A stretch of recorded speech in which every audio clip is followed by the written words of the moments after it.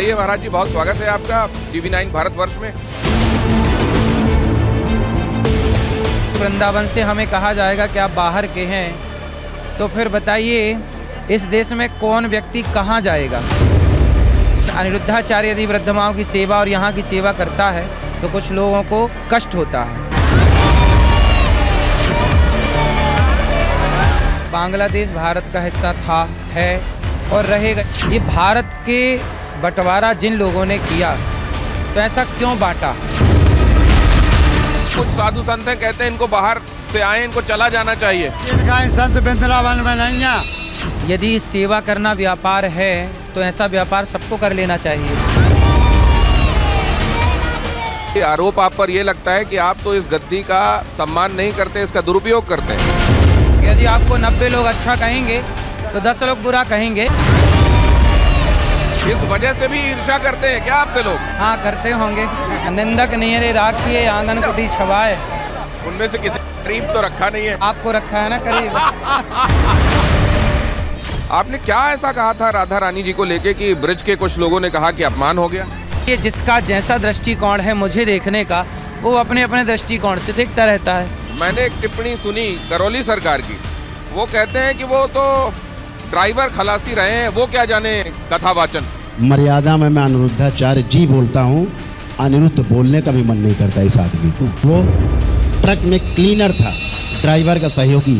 जाकी रही भावना जैसी, प्रभु मूरत देखी तिन तैसी। क्या कई बार अतिक्रमण होता है क्या इसका कि वहां तक कथावाचक पहुंच जाते हैं जो उनका अधिकार क्षेत्र नहीं होता? क्या अधिकार क्षेत्र नहीं, आप बताइए। तो नेताओं को सम्मान मिले तो अच्छा, और साधुओं को सम्मान मिले तो बुरा।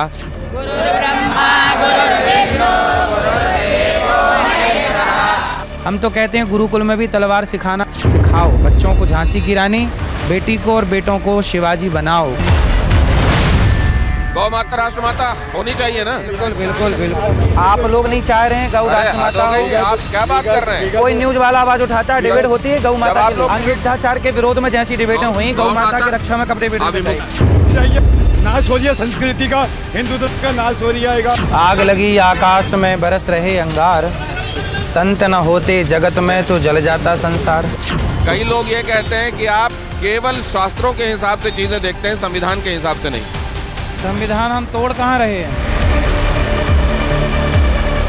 हिंदू राष्ट्र की जो बात की जाती है, आप उसके समर्थन में हैं? बिल्कुल, हिंदू राष्ट्र होना चाहिए।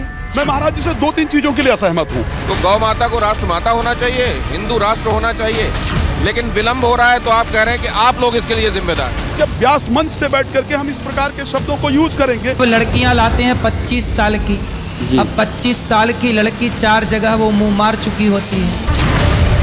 इस प्रकार के शब्द आपने यूज किए कि हाँ, आज लड़की अगर 24 साल की है तो वो कई जगह उसकी जवानी फिसल गई होगी। जब जवान होके आएगी तो स्वाभाविक है कि वो अपनी जवानी कहीं ना कहीं तो वो उसकी जवानी फिसल जाएगी या जाएगी। आपस में न लड़िए। आपने क्या बोला? लड़कियां आधे कपड़े पहनती है, लड़कियां चारित्र्यहीन होती है। कलयुग में आप वैश्या को वैश्या नहीं कह सकते। वो है तो वैश्या, पर सुनना चाहती है कि मैं सती सावित्री। महाराज जी, आपके पास ऐसा क्या सबूत था जिसके बेसिस पे आपने ये कह दिया? साधु को क्या चाहते हैं आप? बस बैठा माला जपे। कथावाचक का तात्पर्य है कि वो व्यक्ति को परमात्मा से कनेक्ट करे, ना कि व्यक्ति को क्रिटिसाइज करे। सारे लड़का लड़की अधर्म पे चल रहे हैं। अब बताओ, शादी के पहले एक लड़का किसी लड़की के कंधे पे हाथ डाल के चल रहा है, उसके संग नाच रहा है ना, लिव इन में रह रहा है। कोई किडनैप कर ले, किसी महिला के साथ कोई दुराचार हो जाए, वो कहे कि इसका रूप इसके लिए जिम्मेदार है, मैं जिम्मेदार नहीं।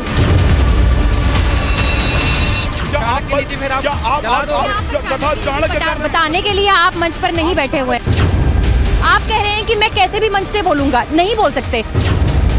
दादा, व्यास पीठ पर बैठ करके अगर ये करना है तो आप रैली करिए। मुझे फेमस होने के लिए मीडिया का सहारा नहीं चाहिए था और ना आज चाहिए है। मुझे लगता है महाराज जी के कारण व्यासपीठ रियल कम रील ज्यादा हो गया है। कोई लिविंग में है तो कुत्ता बिल्ली है। व्हाट इज दिस कुत्ता बिल्ली भाई? आज जिसे आप लिविन कह रहे हैं वो पहले कुत्ता बिल्ली लिविन में, आज इसके संग कल उसके संग। आपके सारे टारगेट महिलाओं को लेकर ही क्यों होते हैं? जो जिस सीढ़ी पे आप हैं, इस सीढ़ी से हम लोग आगे बढ़ चुके हैं। नारी तू नारायणी है, इसमें मानते हैं। आपकी वजह से आज धर्म गुरुओं को एक मजाकिया तौर से देखा जा रहा है।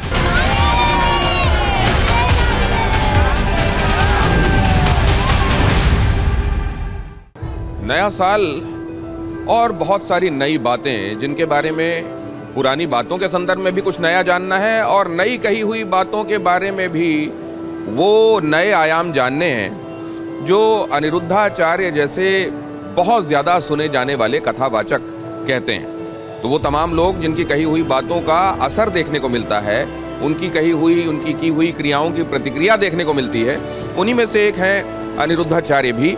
और इससे बढ़िया क्या जगह होगी, गौरी गोपाल आश्रम में भगवान के सम्मुख हम खड़े हुए हैं। तो नीर क्षीर विवेक के साथ आप लोग सुनिएगा भी, और इसी नीर क्षीर विवेक के साथ यहाँ पर सवाल भी पूछे जाएंगे। पुरानी बातों के वो पहलू जो अभी तक छुए नहीं गए और नई बातों के वो आयाम जो आप जानने के लिए उत्सुक हैं, वो आज अनिरुद्धाचार्य जी के साथ बातचीत में आपके सामने होगा। राधे राधे।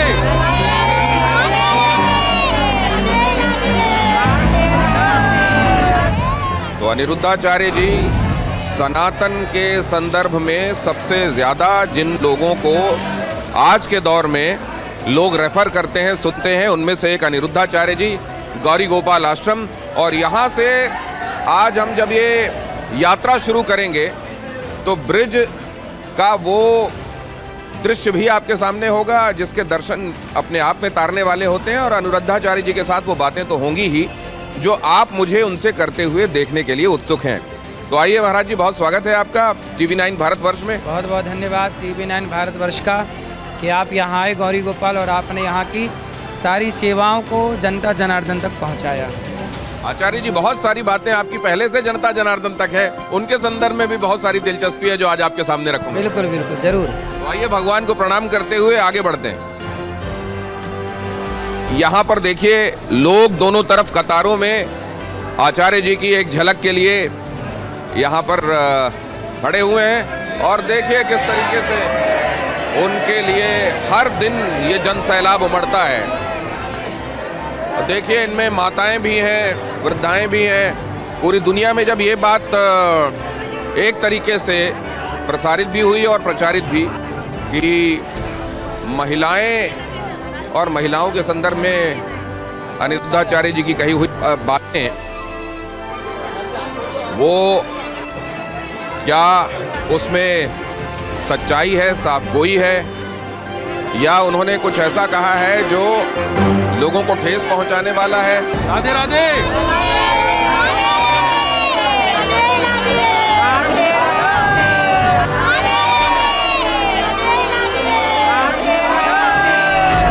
महाराज जी के लिए गजब दीवानगी दिख रही है। बिल्कुल, महाराज जी में भगवान का आशीर्वाद है, हम आशीर्वाद पाना चाहते हैं। तो महाराज जी को लोग कहते हैं कि महिला विरोधी बातें करते हैं, सही बात है क्या? ऐसा नहीं है, हम नहीं करते, हम तो नहीं करते। महाराज जी को बहुत अब नहीं करते, पहले करते थे? नहीं महाराज जी, हम नहीं करते, हम नहीं करते। महाराज जी को मिलने के लिए? हाँ, महाराज जी को मिलने के लिए आए हैं। वृंदावन आए थे तो उनके दर्शन कर भी कर रहे हैं। हम महाराज जी से मिलने के लिए आए हैं। क्या अच्छा लगता है महाराज जी में? महाराज जी में सब बहुत कुछ अच्छा लगता है। वो संतों की सेवा करते हैं, बहुत अच्छी कथा करते हैं, बहुत अच्छे लगते हैं गुरु जी हमें। लेकिन महाराज जी विवादों में भी रहते हैं। वो सब अच्छी बातें ही बोलते हैं, महाराज जी सब अच्छी बातें ही बोलते हैं। तो जो लोगों को बुरा लगता है वो सच बोल देते हैं, इसलिए बुरा लगता है क्या? हाँ, सच बात हमेशा बुरी ही लगती है सबको, लेकिन गुरु जी हमेशा। और ये देखिए, ये लोगों की जो भीड़ है, ये उनको मिलने के लिए, देखने के लिए, ये लोगों के बीच में जो धक्का मुक्की है, क्या बहुत सारे लोग इस वजह से भी ईर्ष्या करते हैं क्या आपसे लोग? हाँ, करते होंगे, करते होंगे।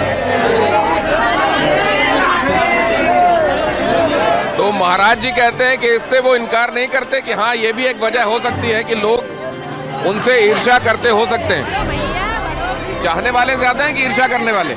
ईर्ष्या करने वाले तो ना के बराबर हैं, प्यार करने वाले बहुत हैं। तो ऐसा नहीं होता कि किसी एक व्यक्ति के सब चाहने वाले ही हों?